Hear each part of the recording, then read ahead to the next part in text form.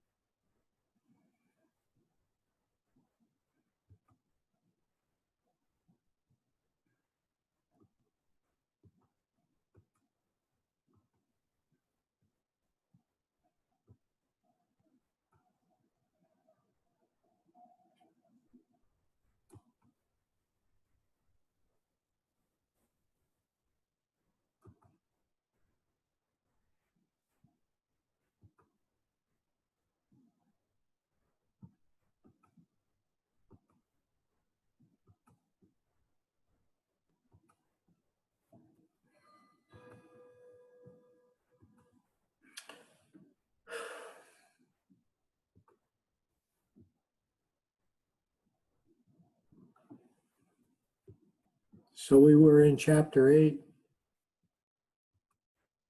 an economic analysis of financial structure. We said we wanted to identify these 8 basic facts. Hey, can you guys hear me? Yes. Yep. Have you been able to hear me in the other classes? Yeah. Yes. I can hear you. Let me try something else.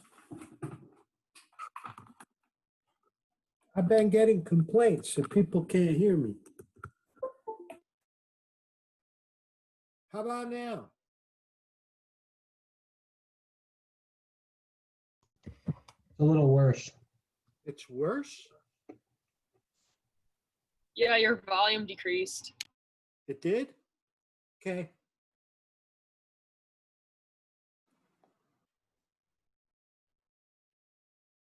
Wow.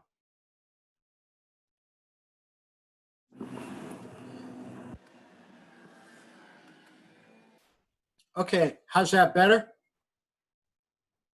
Yeah, Yeah, it's a lot better. Yeah, it's better. all right. So much for that. Yeah, so anyway, sorry. We were we were here. 8 basic facts, yeah. And then talk about the principal agent problem and how do we correct it, and moral hazard in debt problem. This is how companies finance their activity. We looked at this chart. We said that surprisingly, very little of it is actually stock. Almost a great deal of it is more from bank loans. So these are the 8 basic facts. First one, what I just said, stocks are not the most important. Marketable debt and equity is not the primary way. Indirect finance is many more times important than direct finance. Financial intermediaries, banks, are most important source. Financial system is very, very, very, very heavily regulated. Only great big giant corporations can issue securities. Collateral is a prevalent feature of debt, and debt is extremely complicated. And we said transaction costs allow for economies of scale. In other words, to do a great big block of stock trade is only a little bit more expensive than doing a small stock trade. And companies develop expertise in the area in which they specialize.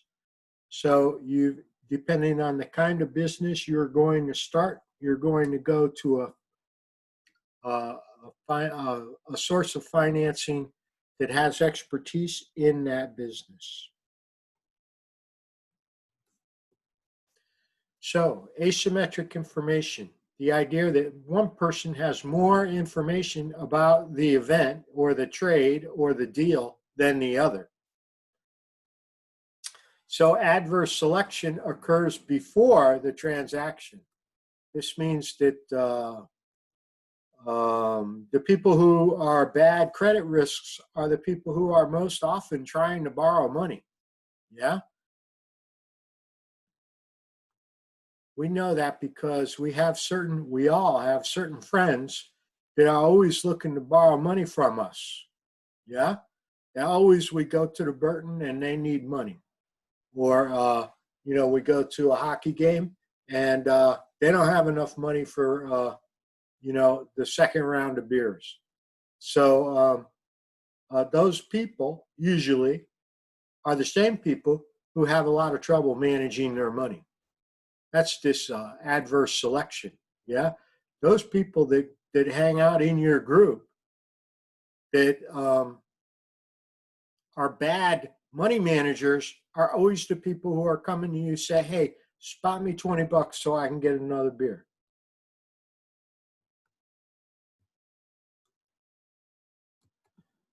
Moral hazard after the transaction.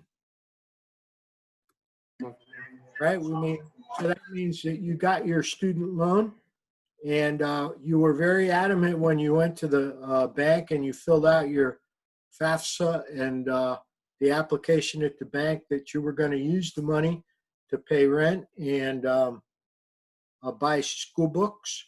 And in fact, you got the money and you immediately went into business with a friend of yours.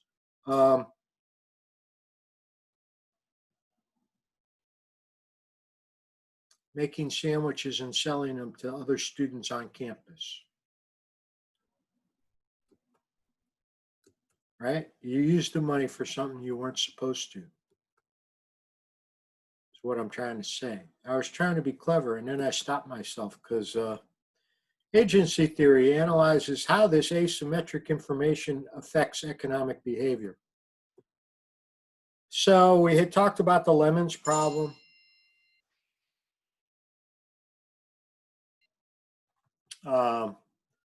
And then we talked about how to solve this adverse selection problem, the lemons problem, right? So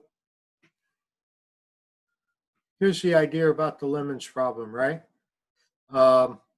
You go to buy a used car. You don't know anything about the used car, right? It may be a good car. It may be a really good car, and the dude has to sell it for whatever reason. But you don't know that. You only know that some cars are better than others, and the average price for the car is what you're willing to pay. So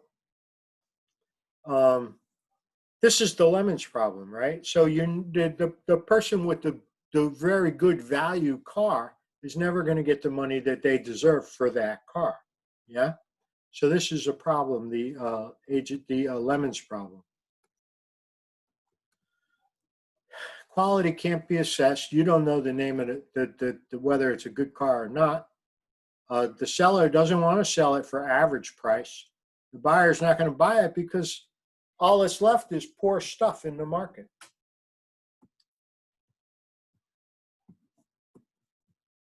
Private production and sale of information. So let's springboard off my stupid example of buying the car. Somebody does research and they ask everybody that ever bought a car from Schultz what their experience was like. and they find out that Schultz is really reputable. So if Schultz says it's a good car, then it's going to be a good car. The problem is that somebody's got to pay for that. And that creates a free rider problem. So somebody's got to privately produce and sell that information, but other people, so I see that Jake bought that information because he's in the market for a used car. So he went and he bought this like little, a subscription to an app that says Schultz is number 95 out of 97 car dealers, in terms of being the best. Well, I just do what he did. I'm not going to pay, right? He already paid. So that's the free rider problem, I go home and I say, my friend Jake got this app that lists the best car dealers around. So he's going to buy a car from Schultz. It must be good. Yeah. That's the free rider problem. And, okay, government regulation. This doesn't always work. People lie, right? They lie to tweak the information for themselves. Financial intermediation. Collateral and net worth financial intermediation. This is going to a financial services firm. Collateral or net worth. So you're more willing to give money to somebody that is like a millionaire, right? Because you're probably going to get it back. Or you're going to say, hey, if you don't pay me, I'm going to take the car back, whatever it is that you sold. Okay, Enron, big company in 2001, before your time. Moral hazard affects choice between debt and equity.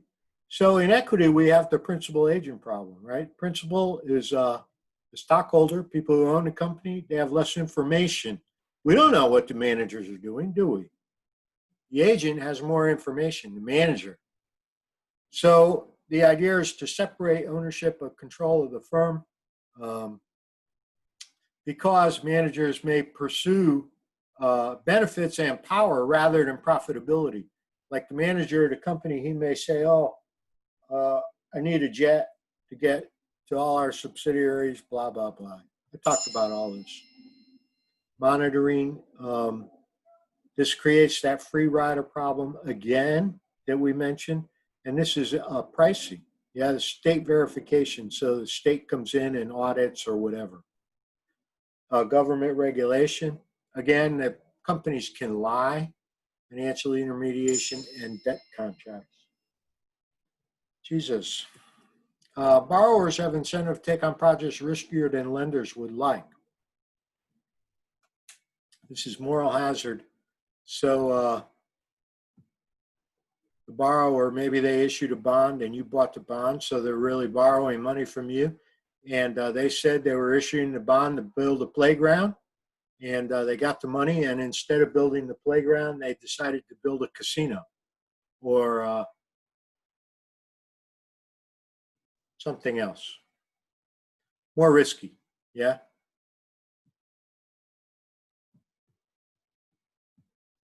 All right.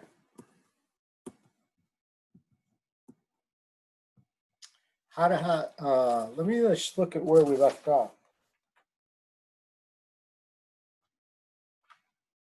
Slide. Holy shit. Sorry.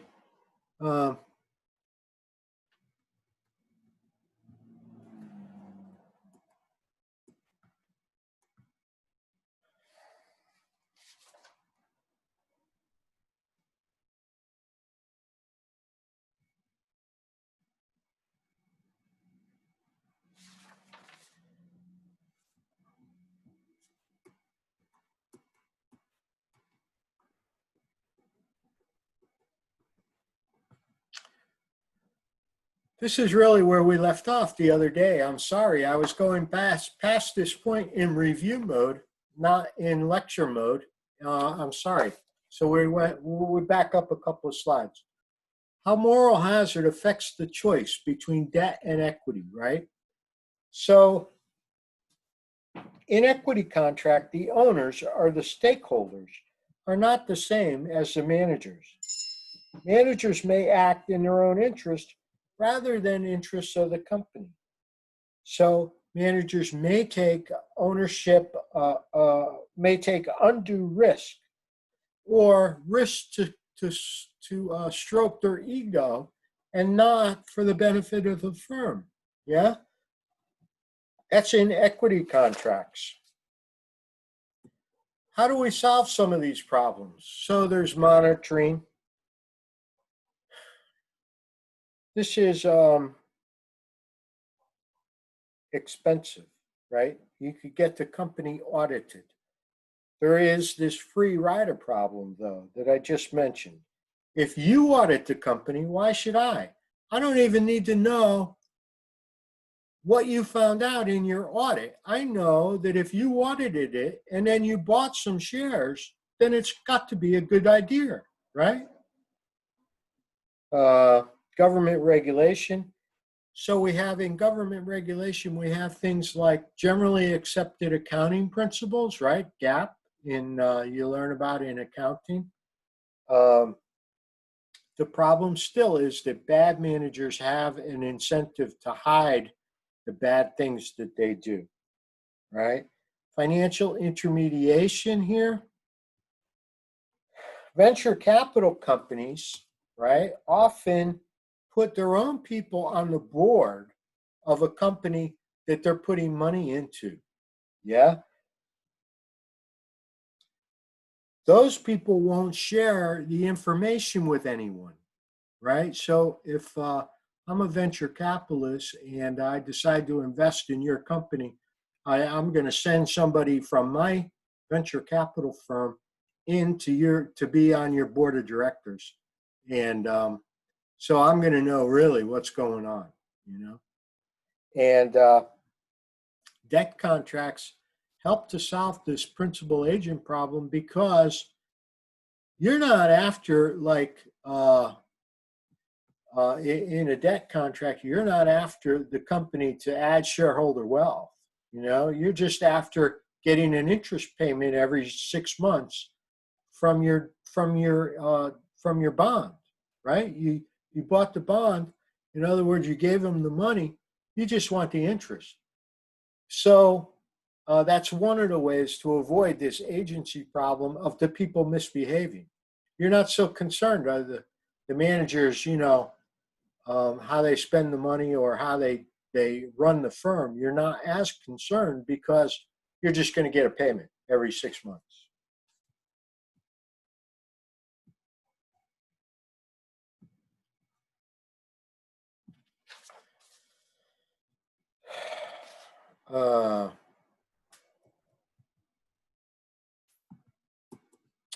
So how moral hazard influences financial structure and debt. So borrowers have incentive to take on projects that are riskier. This prevents the borrower from paying back the loan. Yeah, so okay, if you issue debt, you issue a bond, and you get your money, and then you do something you're not supposed to do with the money, and you lose it, or you lose the company, yeah, you're not going to pay it back, right? So, but the borrowers only have to pay back what the agreed interest rate is. So if they take on a much riskier strategy, then the lender will lose all their money. But if they take on a much riskier strategy and they make a fortune, the lender still only gets back the interest payment. Yeah, so this is moral hazard. How do we solve these kinds of problems? Net worth and collateral. So net worth, the borrower, maybe you'd be more willing to buy a bond from a company when you know that the company has $50 million of their own money in the project, right? Rather than if they had no money in their project. So if they put their own assets into an investment, that reduces the chances that they will act negligibly. Okay, and then restrictive covenants. We talked a little bit about that before.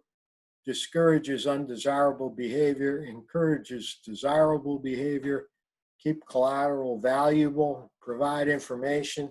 you know, you might be familiar with when you rented your off-campus housing and they told you in your lease that you were not allowed to barbecue in any of the bedrooms, right?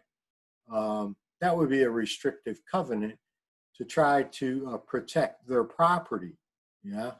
So that is no different, you know, in a company, you're telling the company, okay, you can't do this or you can't do that, and I'll give you the money, right?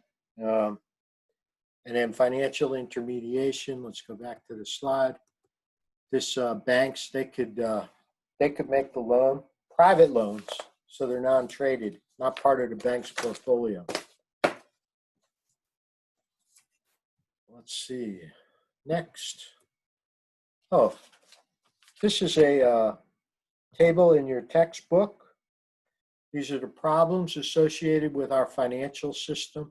So asymmetric information problem, adverse selection, moral hazard, and how do we resolve it?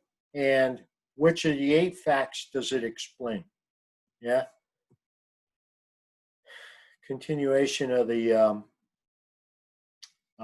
same table, moral hazard and debt, and collateral and net worth. This is the problem, and then how to solve it, and what effects does it explain? Okay, this is your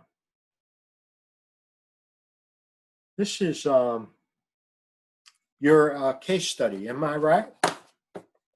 So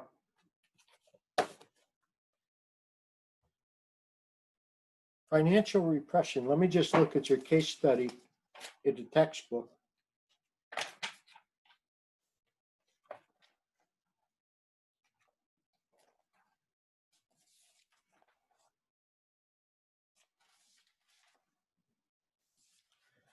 Financial development and economic growth. And I think there's another slide. So poor system of property rights, poor legal system, weak accounting, yeah, so no gap, government intervention,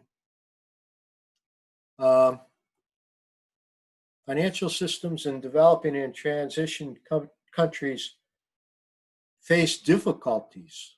Developing countries' property rights, the rule of law. This is huge.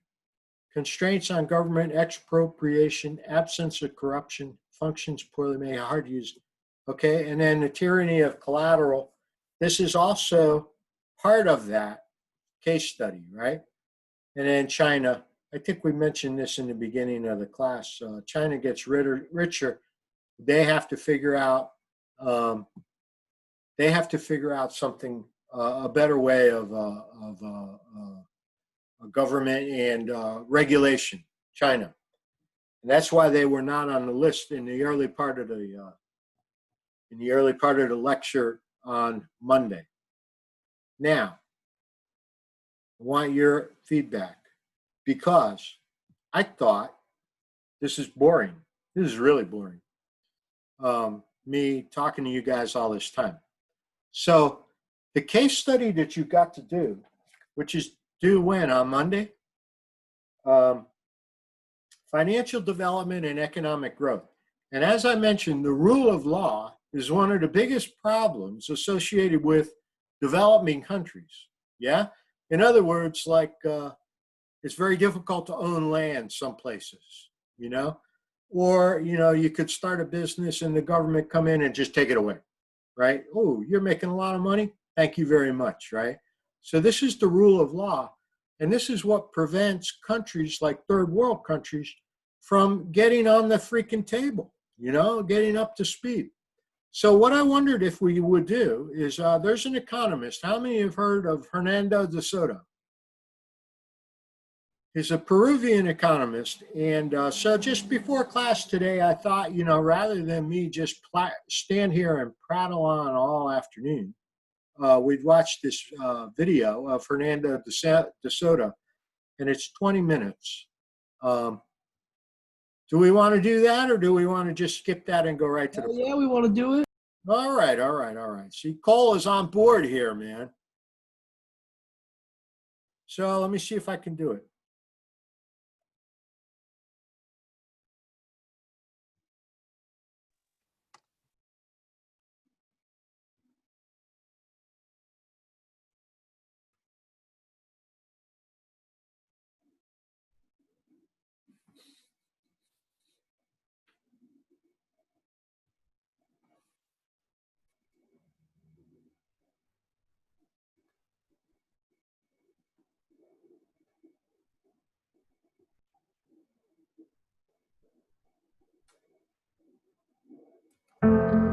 In 1989 was an auspicious year for human freedom. In the spring, Chinese students occupied Tiananmen Square, erected a replica of the Statue of Liberty, and called for democracy and individual rights. By the fall, people living in East Germany took hammers and chisels to the Berlin Wall and pulled it down, unleashing a wave of revolutions that ultimately led to the collapse of the Soviet Union.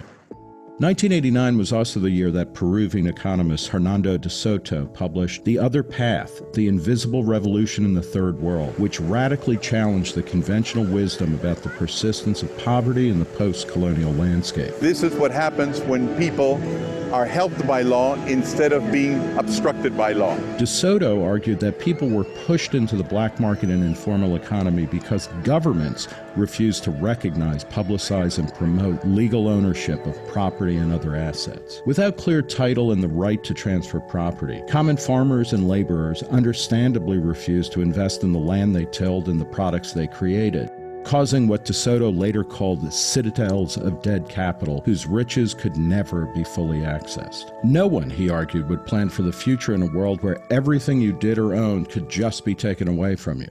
An activist as much as an intellectual, De Soto has been called the world's most important living economist by former President Bill Clinton. He's credited with changing policy in Peru and elsewhere throughout the Southern Hemisphere, pushing governments to create property regimes that are public and transferable, thus giving people incentives to develop and build assets for the long term. What works in the United States, the most successful, prosperous, and probably democratic country in the world, should be extendable to the rest of the universe. His latest endeavor involves partnering with Overstock.com founder Patrick Byrne and others to use blockchain technology and social media to create totally public and perfectly transparent records of ownership. Reason caught up with De Soto in Washington this June, where he received the Competitive Enterprise Institute's Julian L. Simon Memorial Award, which is named for the late free market economist who believed that mankind is the ultimate resource. Hernando de Soto, thanks for talking to Reason. Great to be here, Nick. Thank you for inviting me. You're in town to receive the Julian L. Simon Award. What do you see as the essential similarities between your thought and Julian Simon's? And then what are some of the big differences? I would say that I'm a disciple of Julian Simon in a certain way, in the way that you pointed out about human beings being the ultimate resource. And that we're both probably disciples of, in part, Aristotle, who said that potential of anything is bigger than the thing itself. But the reason he said that for is because we could look at something and see its potential. Potential is how you see something being transformed into the future. And transformation is about combination, which would mean us being both disciples of de Tocqueville, who in his time also said that America was likely to succeed over everybody else or every other country because the art of combining was the highest here, as well as the laws for allowing things to be combined and therefore realize their potential.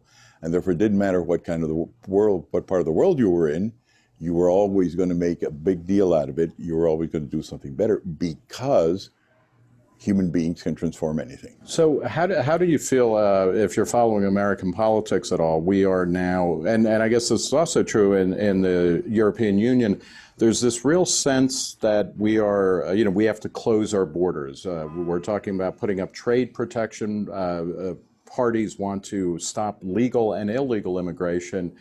Is that a fundamental, kind of screw you to a longstanding, not just to an American ideal of open borders and welcoming people, but to the very genius that helped make America a wealthy country? Well, I think it's disappointing. I think it's disappointing because I think that Westerners haven't quite realized what it, or remember what it took them to become great countries, or why Americans that came from other countries became great when they were in the United States. There were a bunch of institutions in the United States which allowed them to be great wherever they came from. And so one of the things that is crucial to doing something great is realizing, for example, that in the Middle East, there's a lot of people that could be doing business. I mean, they invented the check. They were much more prosperous than Westerners until we decided to look at Islam instead of looking at whether they had the institutions to do so or not. They've got businesses like bazaars, and we don't look at them as, do they have limited liability? Can they get credit? Do they have property rights? They have none of those things. So here you've got business that also creates poverty. So it's a pity that we have now gone back to, instead of thinking about institutions, that is to say about civilizations, and rather come back to looking at cultures. Any culture can become prosperous, and it's disappointing in a way to see that the West is now concentrating on cultures instead of what it takes for a culture to be prosperous. What do you think is the kind of reset button, in the United States or in a society that starts going down a path to, closing things off and not refreshing itself and not maintaining its institutions? What are the ways in which we can say, hey, look, stop that? How do we reset this conversation? I think really talking about property rights. The thing is that they came in what de Gaulle would have called the Anglo-Saxon culture. They came through common law. Common law is judge-made law, comes in little bits by little bits, and sometimes you forget where the trend is. But essentially, you learn to manage property privately, both as individuals and in collectiveness. A corporation is a collective. And if you go to developing countries and former Soviet countries, you will find that most people cannot access private property. That is to say, the capacity to identify something, locate it, and then transfer it. That doesn't exist in most of the world, as a result of which most of the world wants to come to the United States, and those in Africa and the Middle East want to come to Europe, and there you get all your protectionist policies and all your could have been avoided migration problems.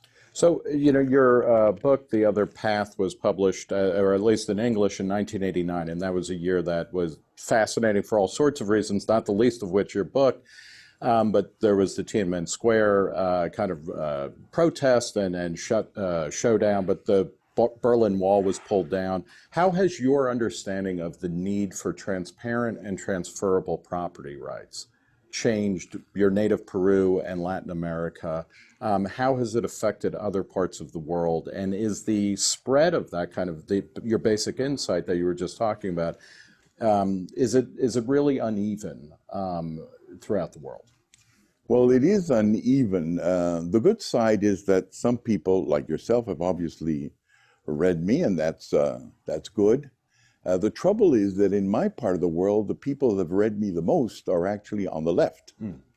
The left has understood that if most of us in the third world and the former Soviet Union are poor compared to you, it has to do something with property. So you will actually see that the people who go out and title in the Middle East, for example, and protect the ledgers that are homegrown about who owns what, it's the Islamic State, it's Al-Qaeda, it's the FARC, it's the Shining Path. So the people that say they read Hayek, or they say they read Milton Friedman, or they say they read von Mises, in my part of the world, generally are thinking about their property and other people's property. The guys who are thinking of also giving it to the poor so that they can prosper and not be a threat, at least for selfish reasons. Are you optimistic about Latin America? I mean, in many ways, since 1990 or 1989, things seem to be better. The continent is more stable. Venezuela is a nightmare, but it's also that and Cuba are the last truly communist countries. So are you hopeful about your home region? Well, yes, we have made progress. There is no doubt that we follow the traditional lines. We've got lower tariffs, we have more open borders, and therefore we have larger markets. There's no doubt about that. We're doing better. but we're still countries of mainly poor people. And poor poverty isn't, as we all know, a reason for revolting against the system unless you're not surrounded by poor people anymore and you're surrounded by some that are wealthier than you, then it becomes a problem.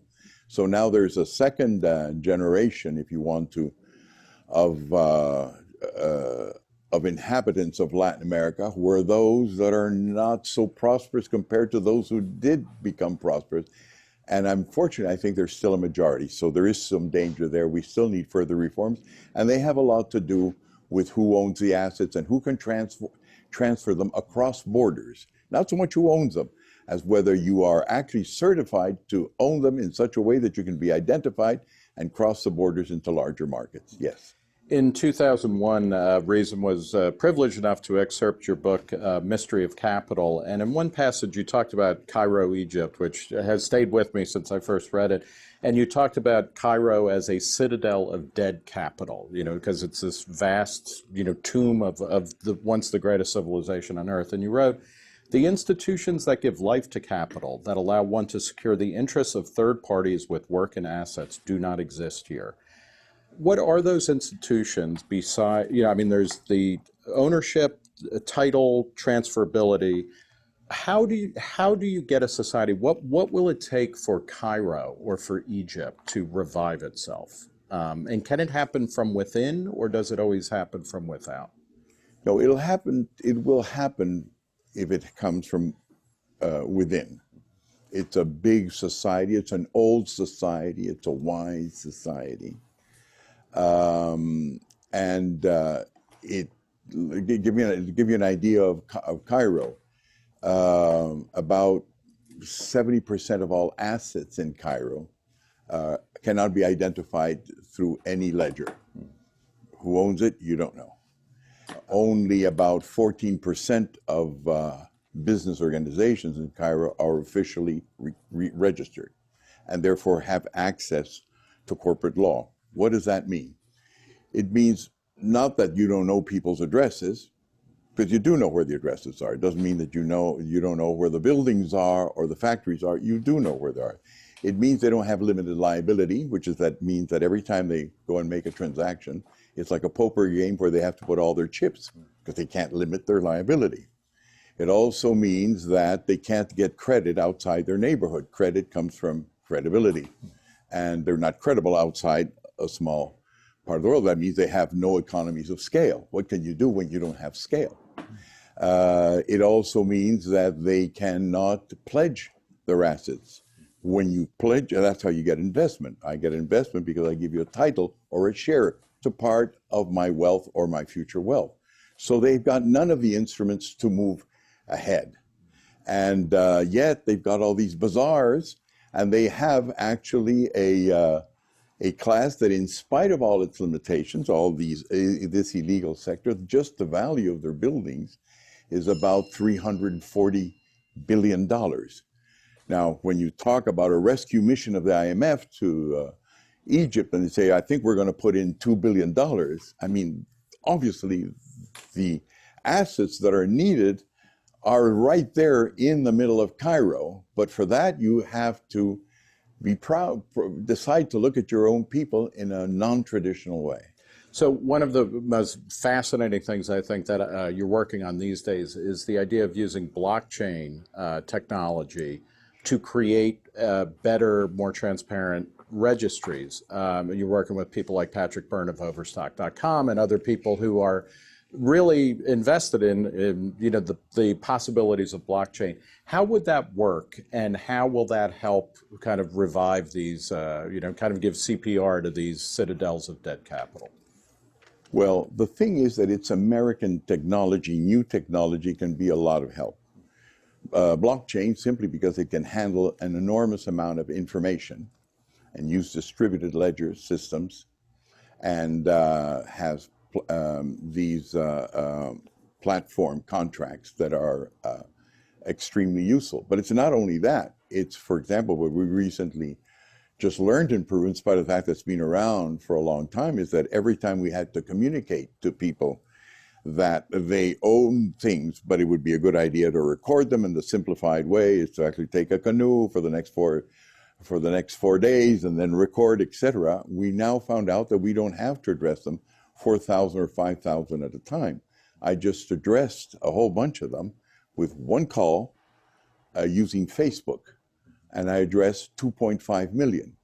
Out of 30 million Peruvians, there's 18 million that actually have Facebook accounts.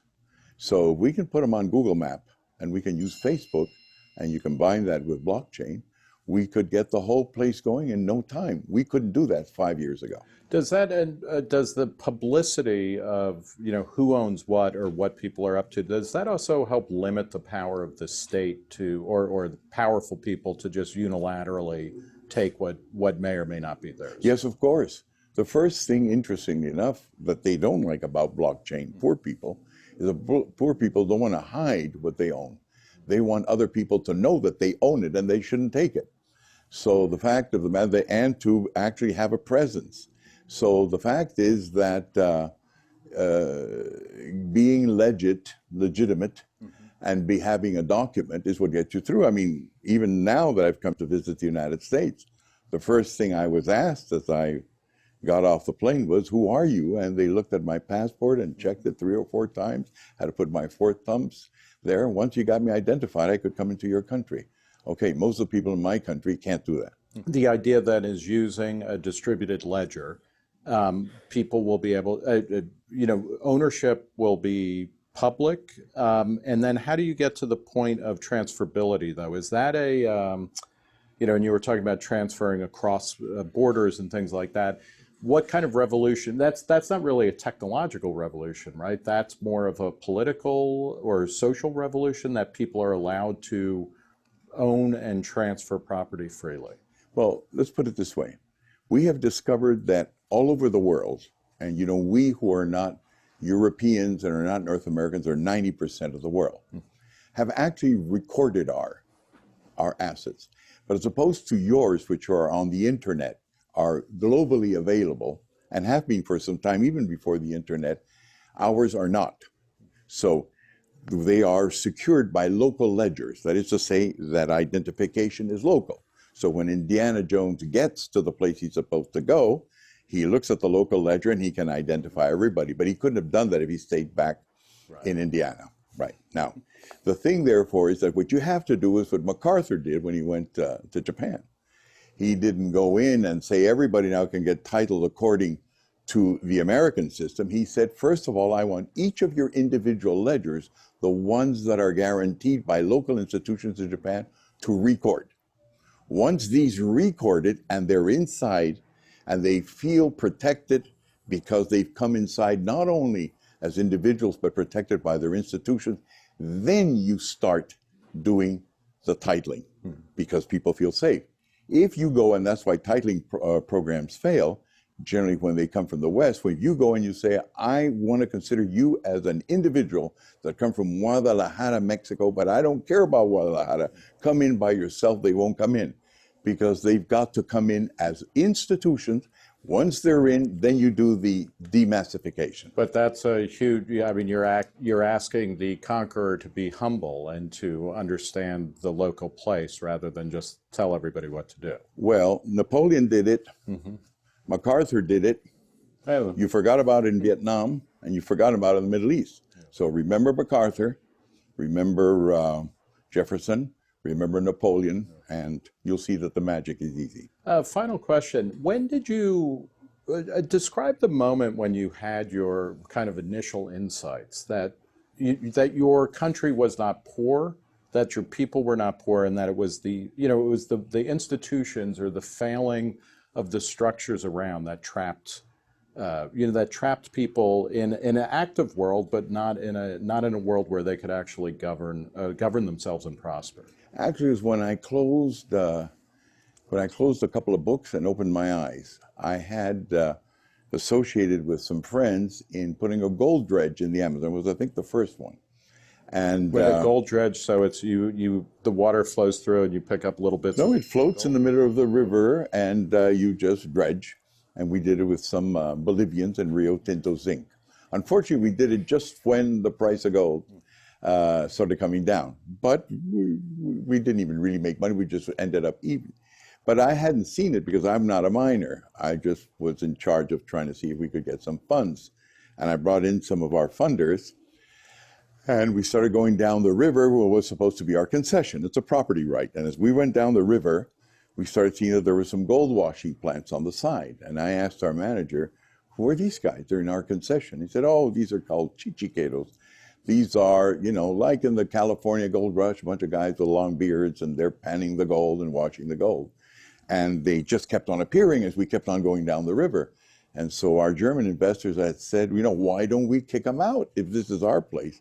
And the manager, our manager said, well, because at the dredge we're 50, and so far in our concession we've calculated that there's 2,000 of these outlaws. Then I started realizing that most of us in the third world were outlaws. And then I started saying, what does it take to actually get a concession? And saw that we had took 3 law firms, a whole bunch of guys, and most Peruvians don't have 3 law firms and don't have the clout and don't have the contacts. And that's when I realized that market economies weren't only just about freedom, they were about good institutions. Well, we will leave it there. I want to thank you. We have been talking with Hernando de Soto. He is the author, of course, of The Other Path and the Mystery of Capital, and he's the 2018 award recipient of the Julian L. Simon Award, given annually by the Competitive Enterprise Institute. Hernando de Soto, thanks so much. Thank you, Nick.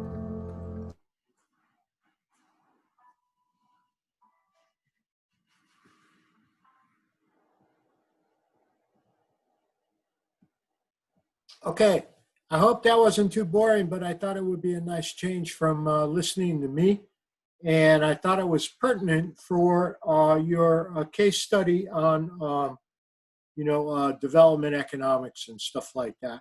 And, he's just he's a world-renowned developmental economist, Hernando de Soto. So I thought it'd make a nice little break. Anyway, when we come back on Friday, we'll have a look at the problems associated with Chapter 8. All right, everybody? See you then. Thank you. Thank you. All right, thank you. Thank you. Have a good day. Would you be able to put the link to the video on Moodle, please? Yeah, let me write a note. Did you enjoy it? Yeah, I thought he had a lot of good points.